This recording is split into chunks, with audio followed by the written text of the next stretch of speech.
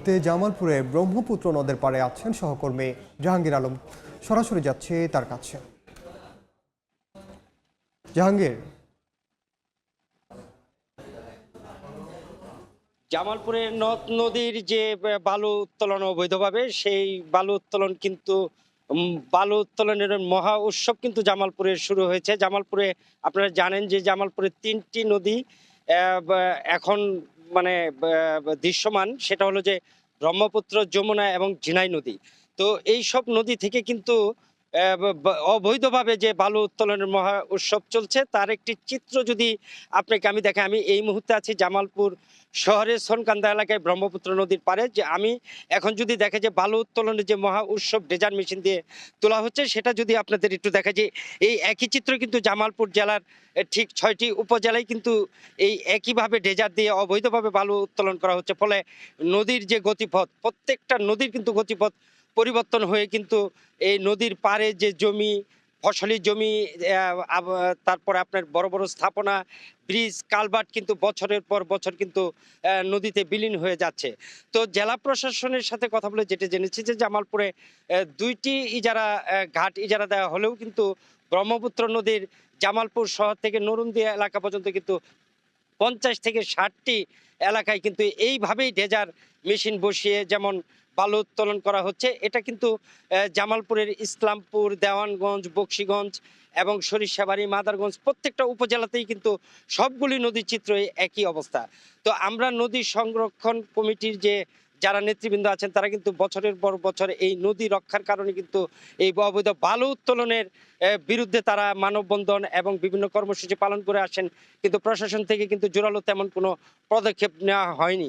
তবে একটি কথা বলে রাখি যে রাজনৈতিক দলগুলো কিন্তু এই বালু উত্তোলনের সাথে ওতপ্রোতভাবে জড়িত এবং বিগত শেখ হাসিনা সরকারের সময় কিন্তু এই অবৈধ বালু উত্তোলন শুরু হলো। পরবর্তীতে অন্তর্বর্তীকালীন সরকারের এই সময়টাই কিন্তু শুধুমাত্র রাজনৈতিক দলের নেতাদের পরিবর্তন হয়েছে, কিন্তু যারা বালু উত্তোলন করছেন তারা কিন্তু আবার নতুন করে তারা এই বালু উত্তোলনের কাজে সম্পৃক্ত হচ্ছেন, নতুন নতুন রাজনৈতিক দলের নেতারা।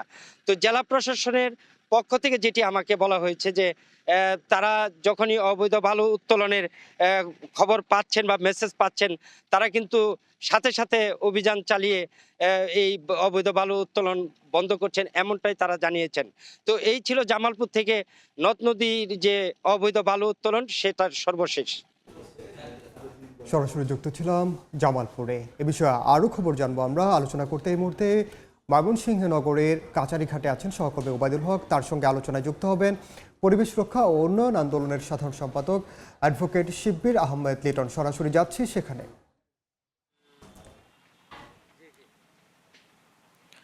নদ নদীগুলোকে ক্ষতবিক্ষত করে ড্রেজার বসিয়ে অবৈধভাবে বালু উত্তোলনের মহোৎসব চলছে ময়মনসিংহ বিভাগে, আর সেগুলো চলছে দিনের আলোতে। এ বিষয়ে আলোচনায় আমার সঙ্গে যুক্ত হচ্ছেন পরিবেশ রক্ষা ও উন্নয়ন আন্দোলনের সাধারণ সম্পাদক অ্যাডভোকেট শিব্বির আহমেদ লিটন। শুরুতে আপনাকে স্বাগত জানাচ্ছি এবং সরাসরি আপনাকে প্রশ্নে চলে যেতে চাই। আপনি নিশ্চয়ই রিপোর্টটি দেখেছেন এবং প্রশাসন নিয়মিত অভিযান চালাচ্ছে, পাশাপাশি আপনারাও এই নিয়ে দীর্ঘদিন যাবৎ কাজ করছেন। তাহলে আসলে এটার দায়টা আসলে কার?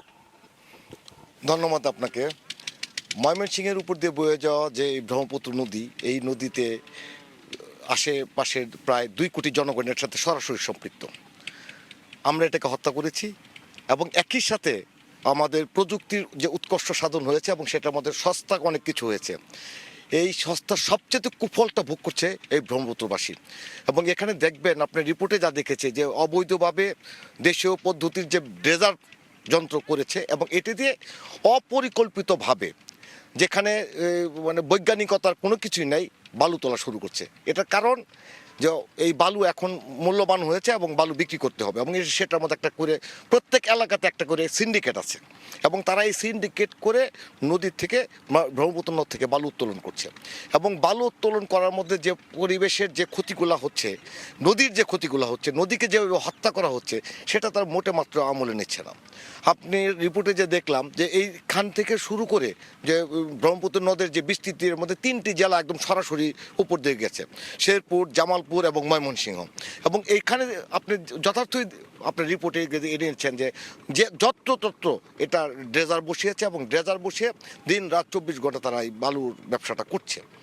কিন্তু আমরা বলি যে বালুর ব্যবসা করবেন, এটা তো একটা নিয়ম নীতি আছে এবং প্রত্যেক জেলা প্রশাসন যন্ত্র একটা আলাদা ডেস্ক আছে এবং ওই ডেস্ক এটা দেখভাল করে। বালু উত্তোলন করতে হলে সেখান থেকে তারা ইজারা দেয় এবং ইজারা দেওয়ার মধ্যে বালু মহাল ঘোষণা করে এবং সেই বালু মহাল থেকে গভর্নমেন্টের যে রেভিনিউ সেটা তারা ওই পরিমাপ করে সেটা নেয়। আশ্চর্যের বিষয় হলো এইখান থেকে যে বালু উত্তোলন করছে সেখানে রেভিনিউ তো নাই, পক্ষান্তরে ব্রহ্মপুত্র নদটাকে এবড়ো থেবড়ো করে আশেপাশের জনগণকে এই যে প্রাকৃতিকভাবে যেটার যে অবদান নেওয়ার জন্য সেখান থেকে তারা বঞ্চিত করছে। তাহলে এটার আসলে দায়টা কার, আমি যেটি বলছিলাম? এই দায় যদি বলতে চান আমাদের সকলের। কীরকম সকলের? যে আমাদের সকলের জন্যই তো প্রশাসন যন্ত্র এখানে বসানো আছে এবং তারা এটা দেখভাল করবে। দেখভালের মধ্যে যখন দেখলাম প্রশাসন যন্ত্র থেকে বলা হচ্ছে যে আমরা ড্রেজার জব্দ করেছি, আমরা এটাকে ধ্বংস করেছি, আমরা জরিমানা আদায় করেছি। আরে ভাই, এটার জন্য জরিমানা আদায় করবে, এটা তো নিয়মিত বিষয়। কি করে ওই ড্রেজার এখানে বসে আমাদের সকলের নাকের ডগার উপর দিয়ে? এবং এই বসার পরিপ্রেক্ষিতে যারা এই দেখভালের দায়িত্ব ছিলেন, একদম চেইন অফ দায়িত্ব, একটা গ্রাসরুট লেভেল থেকে নিয়ে টপ পর্যন্ত যারা এটার সাথে যুক্ত আছেন তাদেরকে আইনের আওতায় আনতে হবে, জব দিয়ে আওতায় আনতে হবে এবং এটা বলতে হবে। যেমন আপনাদের ফুটেজের মধ্যে আছে কোথায় ড্রেজার বালু উত্তোলন করা হচ্ছে এবং ওই সময় কোন কর্মকর্তা ওই স্টেশনে ছিলেন এবং তার দেখভালের অভাবে এই কাজগুলো হচ্ছে। জরিমানা করার তো আমার দরকার নাই। জরিমানা কখন করবেন? যখন শেষেরটা আপনারা আগে করতেছেন। দরকার কি? ওইখানে কেমনে করে কিভাবে এই ড্রেজার যন্ত্র বসানো হলো এবং এই বালুটা উত্তোলন করা হলো এবং সেখানে কে ছিল তিনি এই জব দিতে আওতায় আসবেন এবং দৃষ্টান্তমূলক একটি ব্যবস্থা যদি আমরা এরকম করতে পারি, শাস্তির বিধানটা যদি আমরা এরকম করতে পারি যে এরকম করলে পরে রাষ্ট্রীয় সম্পদ নষ্ট করতে হলে, প্রকৃতিকে ধ্বংস করতে হলে এবং প্রকৃতিকে গলা টিপে হত্যা করার জন্য আমাদের প্রশাসন যন্ত্রে যারা রন্ধে রন্ধে মানে বসে আছেন যুগের পর যুগ, তাদেরকে উৎখাত করে দৃষ্টান্তমূলক শাস্তির আওতায় যদি আমরা আনতে পারি তাহলে পরে অন্ততপক্ষে আমরা এই দায় থেকে অন্ততপক্ষে কিছু না হলেও মুক্তি পাবো। আসলে আমরা দেখতে পাচ্ছি যে দিনের আলোতে এগুলো চলছে। আমরা আগে দেখতাম যে ক্ষমতার দাপট ছিল, এখন তো আসলে রাজনৈতিক কোনো শক্তি নেই। তাহলে কেন এইভাবে চলছে? আসলে কাদের গাফিলতি মনে করেন? দেখুন, এই কথাটা তো যথার্থই বলেছেন যে 2024 সনে এসে আমরা একটা রাষ্ট্রীয় একটা জাতীয় একটা ব্যাপক পরিবর্তনের মধ্যে পড়েছি এবং সেই ব্যাপক পরিবর্তনের মধ্যে প্রথমেই যে কথাটা সবার সামনে আসছিল সেটি হলো দুর্নীতি।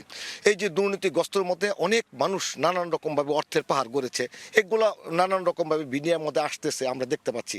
তো এটার মধ্যে যে বিষয়টি ছিল আপনি যে বলেছেন, আগে তো একটা সিন্ডিকেটের দোহাই দেওয়া হইতো, আগে বলতো রাজনৈতিক নেতা আছে, এখানে এমপি আছে, মন্ত্রী আছে, নানান রকমের বিষয় বলা হতো। প্রশাসন যন্ত্র বলতো আমরা তো অসহায়, আমরা তো কাজ করতে পারছি না, এরকম বলা হতো। এখন তো সেটি নেই। এখন তো মানুষ কথা বলতে পারছে, আপনিও তাহলে কাজ করতে পারছেন। তো কোথায় কাজ করতে পারছেন আপনি? এই কোথায় কাজ করার পরে এই কাজটা হচ্ছে, তাহলে এখনই সময় আমাদের শিকারি বেলের যেন মোষে চিহ্ন থাকে, ঠিক এরকম করে জিনিসটা বোঝাতে হবে যে আমরা এখন সঠিকভাবে কাজ করি, যে কাজটা হচ্ছে না। তার মানে বোঝা গেল এই যে কিছুক্ষণ আগে যেরকম আলোচনার মধ্যে আমরা বলছিলাম যে ট্রেনের লাইনও ঠিক আছে, রেলগাড়িও ঠিক আছে, শুধুমাত্র চালক পরিবর্তন হয়েছে। আমি সেখানে মজা করে বলছিলাম চালকটা পরিবর্তন হয়েছে, আগে ছিল দক্ষ চালক, এখন হয়েছে অদক্ষ চালক। তারপর আমরা যাচ্ছি না, এখনই এই সময় এটাকে বন্ধ করতে হবে। এই জন্য সকলের আন্তরিক হতে হবে বলে আসলে আপনি বলছেন। তো এই ছিল আসলে ব্রহ্মপুত্র নদ সহ বিভিন্ন বিভাগের বিভিন্ন নদ নদীর যে অবৈধভাবে বালু উত্তোলনের মহোৎসব, এ নিয়ে আলোচনার সব শেষ। সরাসরি যুক্ত ছিলাম ময়মনসিংহে।